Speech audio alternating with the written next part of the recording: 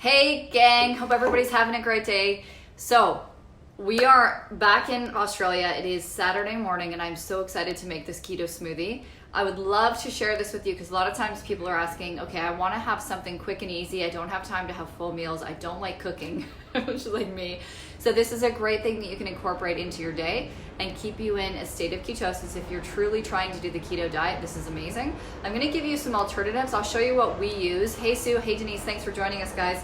So our first thing is big glass of ice, cold as possible.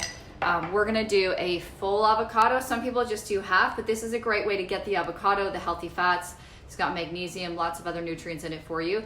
Some people don't like avocado. I think you're crazy, but getting it in a smoothie is a great way to start introducing avocados into your life. Then we've got cacao powder. This is not cocoa, so it is cacao, full of antioxidants. Thank you, Denise.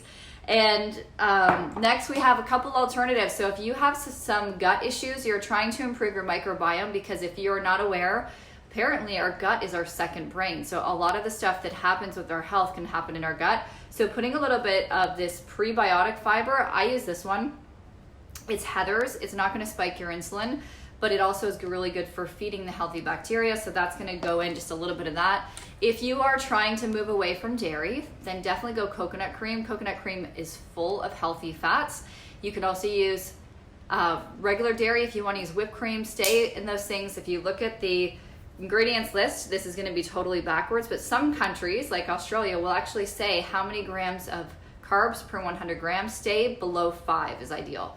If it's a little bit more, that's okay, but you just want to think about every time you're eating keto, is it 70 to 80% fat in your meal? So that is like a lot of fat, right? So try and think of where you can do it.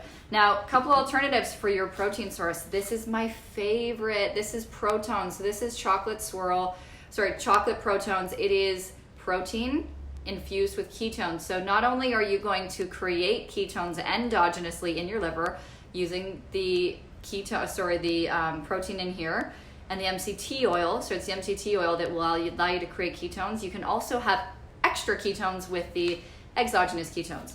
So a little bit of this is amazing. Then if you don't have those, you can just try a nice healthy collagen.